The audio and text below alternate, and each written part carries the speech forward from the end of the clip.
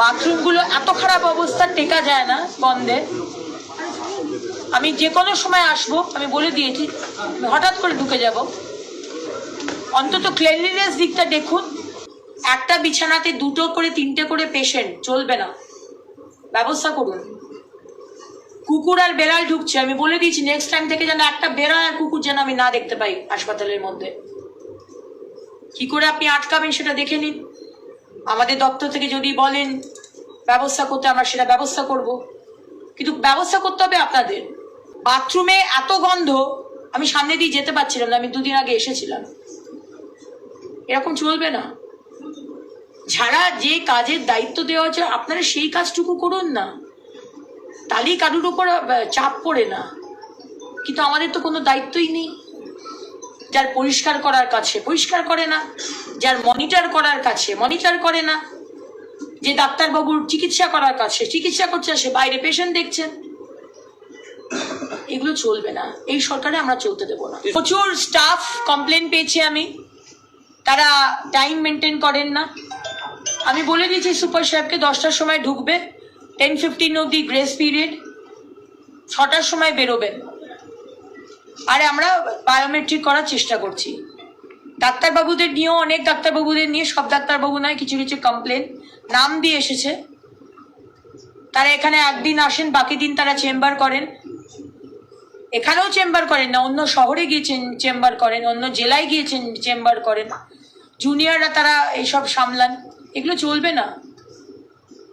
খুব আনন্দে কাটিয়েছেন লাস্ট 15 বছর, কোনো অ্যাকাউন্টেবিলিটি ছিল না, কোনো জবাবদিহি ছিল না, পাবলিকের পয়সা লুটে পুটে খাও।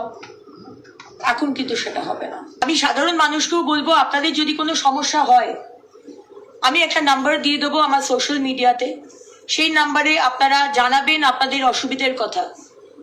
এই হাসপাতালে এসে বা আমাদের প্রাইমারি হেলথ সেন্টারগুলোতে গিয়ে আপনারা কি অসুবিধার মধ্যে পড়ছেন, কোন মানুষটা আপনাদের সাথে দুর্ব্যবহার করছে, কোন সিস্টার দুর্ব্যবহার করছে, কোন আয়া দুর্ব্যবহার করছে, কোন হাসপাতালের আধিকারিক দুর্ব্যবহার করছে, সার্ভিস পাচ্ছেন না, আপনারা নাম সমেত আমাদেরকে জানান।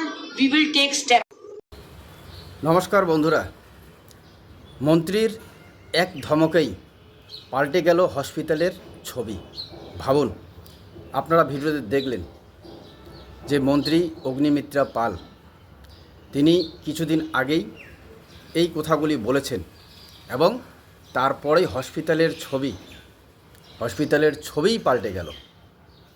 কিন্তু আমি প্রথমে বলতে চাই যে আমরা এই 15 বছরে বাংলার সাধারণ মানুষ, বিশেষ করে এই স্বাস্থ্য পরিষেবায় যে যে দিকগুলি থেকে তাদেরকে হেনস্থা করা হয়েছিল, যেমন আউটডোরে আপনি ডাক্তার 10টায় খুঁজে পাবেন না, তারা ডাক্তারবাবুরা আউটডোরে আসছেন 11টা, 11:15, 11:30, তারপরেও তাদের কি রোয়াব, তারা অন ক্যামেরায় বলেছিলেন, আমরাই সেই ভিডিও দেখিয়েছিলাম আপনাদের, যে তারা নাকি সেই টাইমে আসতে পারবেন না, ক্লিয়ার ক্যামেরার সামনে বলছেন।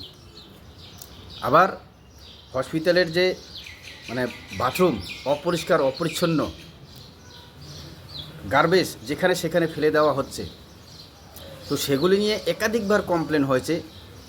যারা যাচ্ছেন সাধারণ মানুষ তারাও কমপ্লেন করছেন, কিন্তু কমপ্লেন করার পরেও কোনো পদক্ষেপ নেওয়া হয়নি। হসপিটালে কুকুর বিড়াল ঢুকে যাচ্ছে, তারপরেও সেই সময় স্বাস্থ্যমন্ত্রীর আমরা দেখেছি যে একাধিক স্কিম নেওয়া হয়েছে, একাধিক ব্যবস্থা নেওয়া হয়েছে, কিন্তু এগুলো কোনো রকমই দমানো যাচ্ছিল না। এবং বর্তমান সরকার পরিবর্তন হয়েছেন এবং অগ্নিমিত্রা পাল মহাশয়া, তিনি কিন্তু পৌর বিষয়ক বিভাগ, নারী ও শিশু উন্নয়ন এবং সমাজ কল্যাণ বিভাগের মন্ত্রী হওয়ার পর থেকেই আমরা দেখছি একের পর এক জায়গায় গিয়ে তিনি তার যে কাজকর্ম দক্ষতার সাথে করছেন এবং কড়া পদক্ষেপ নিচ্ছেন, যার ফলেই কিন্তু সর্বত্রই একটা আলাদা আলোড়নের সৃষ্টি হচ্ছে এবং মানুষও ভরসা পাচ্ছেন যে হ্যাঁ, এবার কাজ হবে এবং কাজ কিন্তু হওয়া শুরু হয়ে গেছে। আপনারা দেখলেন এই ভিডিওতে যে হসপিটাল নিয়ে কড়া বার্তা দিয়েছেন, সেই হসপিটালের ছবি পাল্টে গেল এবং তিনি বললেন ওনার সোশ্যাল মিডিয়ায় তিনি একটা নাম্বারও দেবেন। কোথাও যদি সাধারণ মানুষের সাথে কোনো স্বাস্থ্য পরিষেবা নিতে গিয়ে কোনো ডাক্তারবাবু হোক, নার্স হোক, আয়া হোক, কেউ যদি কোনো খারাপ ব্যবহার করেন, তবে আপনাদের তাদের ফটো বা তাদের নাম দিয়ে সেই কিন্তু জানাতে বললেন এবং সাথ করা পদক্ষেপ নেওয়া হবে তিনি আশ্বাস দিলেন। কিন্তু গত 15 বছরে আমরা এরকম ধরনের কোনো আশ্বাস কি পেয়েছি? পাইনি। মমতা ব্যানার্জি স্বাস্থ্যমন্ত্রী ছিলেন, তিনি কোথাও না কোথাও ওই সভা করতে গিয়ে একটু দুষ্টু মিষ্টু বলে না, দুষ্টু মিষ্টুভাবে একটু বুঝিয়ে দিতেন, তাতেই নাকি কাজ হয়ে যেত এবং কড়া পদক্ষেপ নাকি নেওয়া যায় না। তো যাই হোক বন্ধুরা, আমি একটা কথা বলতে চাই, আমাদের যে বিগত সরকার, মা মাটি মানুষের সরকার, তৃণমূল নেত্রী বা তৃণমূল সুপ্রিমো মমতা ব্যানার্জিকে, যে আজকে যে সরকার পরিবর্তন হলো এবং এই যে বিজেপির সরকার গঠিত হয়েছে এবং তাদের একজন মন্ত্রী, বিশেষ করে আমি বলবো যে এই যে অগ্নিমিত্রা পাল মহাশয়া, তিনি যেভাবে কাজকর্ম করছেন, একদম মিউনিসিপ্যালিটির জঞ্জাল থেকে নিয়ে শুরু করে এই যে হসপিটাল অবধি, তো এরা কি কোনো অন্য গ্রহে ছিলেন নাকি? না অন্য গ্রহ থেকে এরা পরিবর্তন হওয়ার সাথে সাথে সরকারে চলে আসলেন অথবা আমাদের পশ্চিমবাংলায় চলে আসলেন যে এত দ্রুত স্টেপ নিচ্ছেন? আর আপনারা 15 বছর থেকে কি করলেন? অথচ আপনারা বলে এসেছেন যে সাধারণ মানুষের সরকার, গরিব সাধারণ মানুষ, মা মাটি মানুষের সরকার, সাধারণ মানুষকে স্বাস্থ্য, শিক্ষা, কর্মসংস্থান দেওয়ার জন্য আপনারা এসেছিলেন।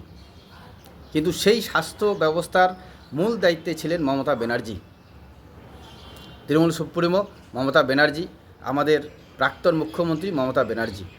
তো আপনার আমলে আপনি এই ধরনের কড়া পদক্ষেপ কেন নিতে পারেননি? আপনার কি অসুবিধা ছিল? কারণ আপনার মাথার উপরে কেউ বলনেওয়ালা ছিল না, এটা আমরা জেনে গেছিলাম যে আপনারই একটা পোস্ট ছিল, বাকিরা কোনো পোস্টে ছিলেন না, সবাই ল্যাম্প পোস্টের মতো ছিলেন। এবং আপনি বলেছিলেন যে আপনার হাতেই নাকি স্বাস্থ্য পরিষেবাটা রেখেছেন, যাতে সরাসরি সাধারণ মানুষের যাতে স্বাস্থ্য পরিষেবায় কোনো অসুবিধা না হয় সেটা দেওয়ার জন্যে। তো আপনি কি করলেন? আর এই সরকার পরিবর্তন হওয়ার পরেই 1 মাসও হয়নি এই নতুন সরকারের, আর 1 মাস না হতেই এই স্বাস্থ্য ব্যবস্থার যে সব পরিবর্তন দেখা যাচ্ছে, এবং সবথেকে সহজ কথা হচ্ছে যে সাধারণ মানুষ কোথায় অভিযোগ জানাবে, আর অভিযোগ জানানোর সাথে সাথে তার কঠোর ব্যবস্থা নেওয়া হবে। ডাক্তারবাবুরা আর কোনো প্রাইভেট প্র্যাকটিস করতে পারবেন না, প্রাইভেটে দেখতে পারবেন না, 10টা থেকে 6টা অবধি তাদেরকে থাকতে হবে, তাদেরকেও বায়োমেট্রিক অ্যাটেন্ডেন্স দেওয়ার ব্যবস্থা হচ্ছে। তো আপনি বিগত 15 বছরে কেন করতে পারলেন না? এটা হচ্ছে সবথেকে বড় প্রশ্ন।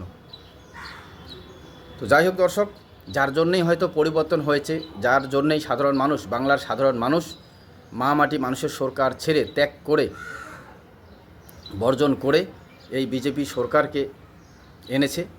এবং এখন যা দেখতে পাচ্ছি আমরা যে এই বিজেপি সরকার সাধারণ মানুষের হয়ে যে কাজকর্মগুলি একের পর এক, এই 1 মাস এখনও পরিপূর্ণ হয়নি, একের পর এক যে স্টেপগুলি নিচ্ছেন সেগুলো একদম সরাসরি সাধারণ মানুষের জন্যে।